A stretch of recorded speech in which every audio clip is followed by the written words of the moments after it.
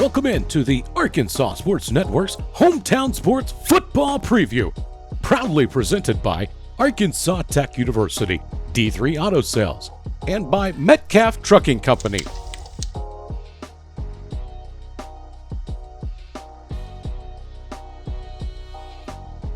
Today we sit down with the head coach of the Junction City Dragons, Devin Ball.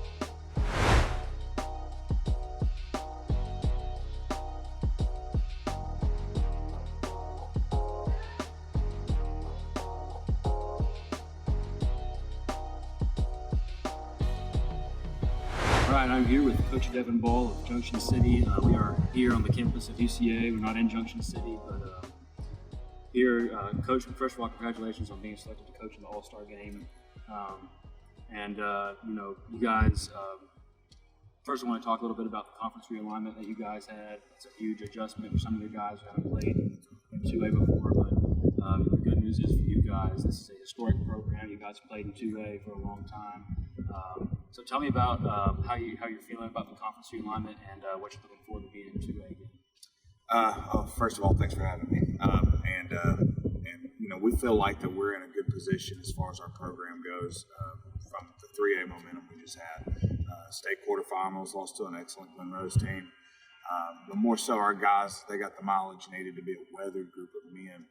We took that momentum and we hit the winter time, and we let our guys get refined, get away from it, and then when we pop back out into the spring, the thing Junction that made them so successful the whole time since I was there in 2009 was our strength and conditioning program, our weightlifting team specifically. It's the conduit that takes your basketball guys you lose to attrition coming out, and those guys that aren't multi-sports, of those big three between basketball and football, or even the track aspect. You get them in there, you get them in the weight room, build some confidence, so when your skill guys get back, they look up, and this guy that's a second string guy, or and that's right on the borderline of being a starter, all of a sudden is 30 pounds stronger than typically your better athletes, which go basketball, football, or baseball, but they transition. And so when we looked abroad at what we had coming for us with the 2A alignment, the adjustments there, travel is going to be a big thing for us. We're going to be pounding pavement. We enjoy that, though. We don't mind getting out there and playing on the road, long trips. Little Rock, Arkansas is 2 hours from Junction. So that's kind of the mindset we have, is getting to that December 6th, that date. And the 2A opponents we see in front of us are going to be stellar. Murfreesboro had a great year last year. Mineral Springs, Dirks has always been historic. Coach Ivory does a great job over at Lafayette County. Spring Hill jumped in from 8-man. Got a great coach there with Coach Smith. And the other ball clubs are definitely going to be pretty solid too.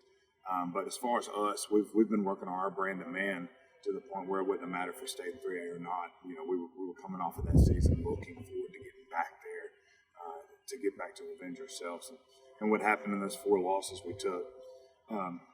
But looking to the horizon now, we feel very confident about the brand of ball and the brand of man we'll put out there for 2A. So you guys, a lot of people would probably call y'all the favorites to win state this year. You guys, Mark Tree, Coleman Christian, a couple of teams in there that have some good classes. You guys returned a lot of players from your team last year. Tell me about what the community is like at Junction City, and what they do during the season, and how excited they are for this year. There's nothing like the border town, man. There's a family aspect that's unmatched. Getting back home and then seeing our team fight the way they did last year, the community has really rallied around them. We've been fortunate enough to have a great administration and people in place that want to see these kids thrive on and off the field. I mean, that's an important aspect. The way the world has changed, the game is so flat now. As far as populace, it requires and demands that you take things in a different approach, which is taking care of the men first. And it's important to have a community that's going to allow you to do that and then help you have your back. We really enjoy representing Junction City. Obviously, I'm biased. I am from there.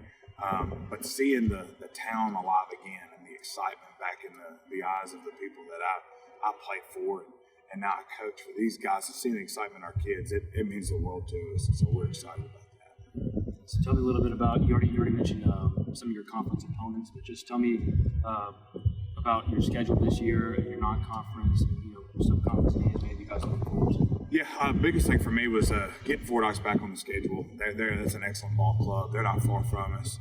We see a lot of similarities in the way that they've had their program over the last decade or so.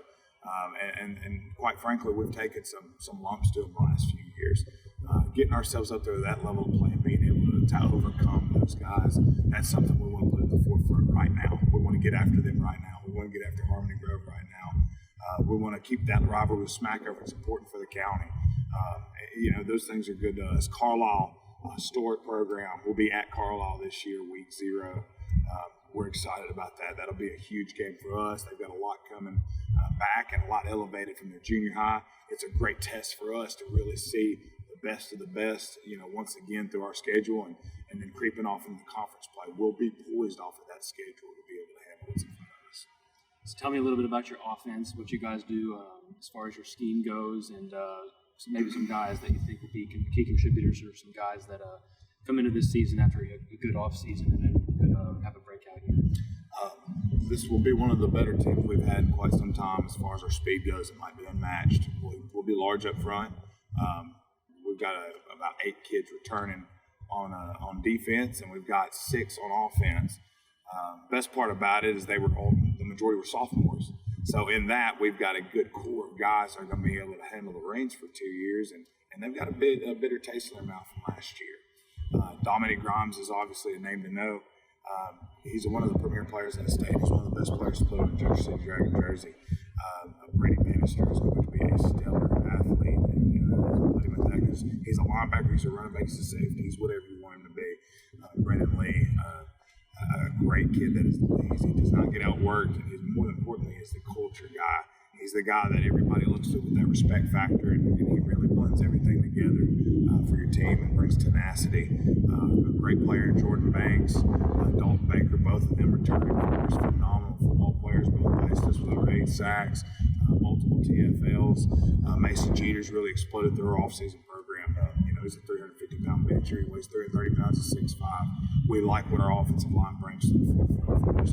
Marcus Singleton's going to be a phenomenal player for us at guard. Tony Hodges will play guard for us as well. Both of those guys are returning. Our whole front returns starters other than 2. That's huge for us. And the 2 that didn't start played various snaps.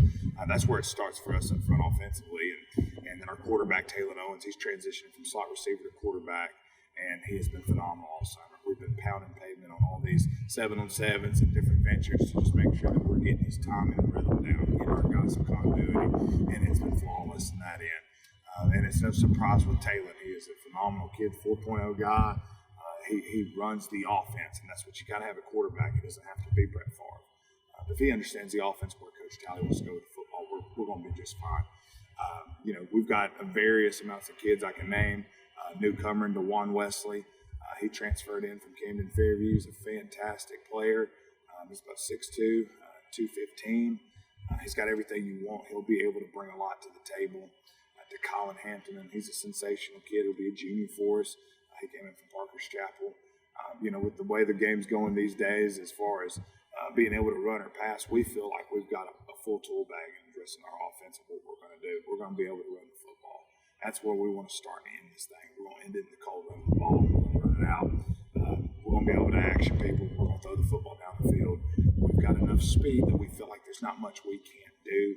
We're good enough up front with depth that we feel like that we'll be able to control football games and dictate to everybody what we want to do versus what happened to us in the 4 losses last year.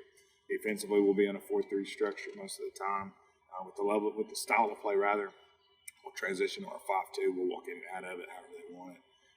We'll play some man, we'll play some zone, but we're going to put our kids in front of everybody, and they're going to come downhill, and they're going to light people up this year. That's what we've been focusing on, is the tenacity, the tackling, the pursuit, knowing where to go, knowing what to do, and being relentless in that effort, and keeping that TTAU mentality. We're not going to find ourselves looking up and scrambling about what we're doing offensively or defensively, because if they did the things they're supposed to and maintain the standards, men beat boys in athletics.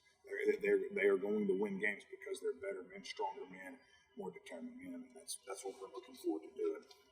So kind of tell me the same thing about your defense. Obviously, being a 2A school, a lot of guys have to play both ways. And even if they're not starting both ways, they'll probably play some both ways. That's right. So, tell me about your defense and what your expectation is for that group this year.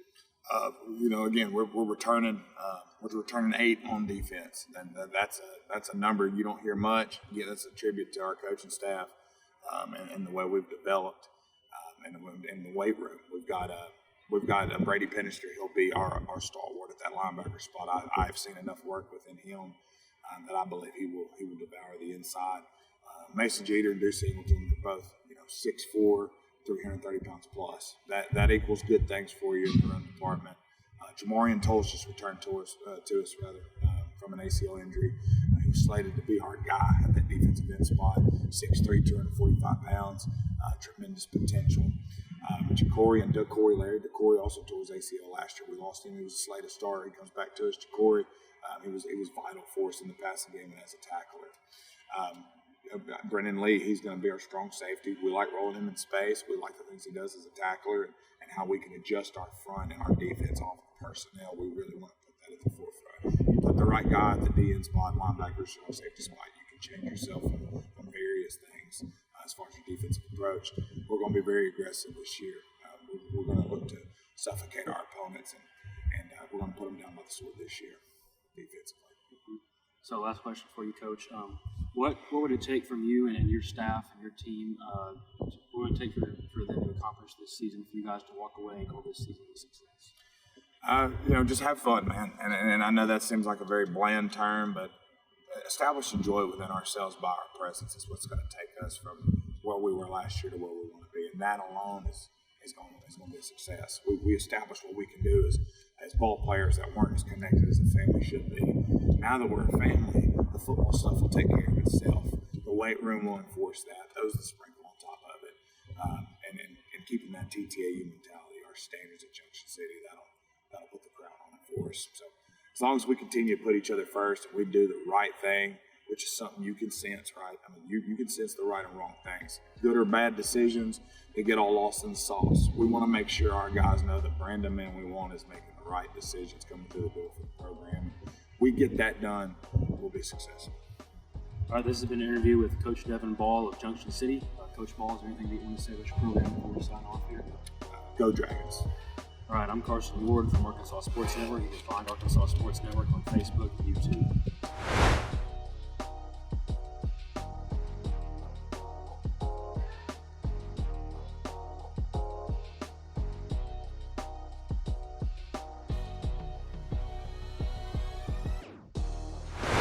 Thanks again for joining us on the Arkansas Sports Network's Hometown Sports Football Preview. Don't forget to like and subscribe to the Arkansas Sports Network on YouTube to catch more previews and all the latest updates on your favorite teams.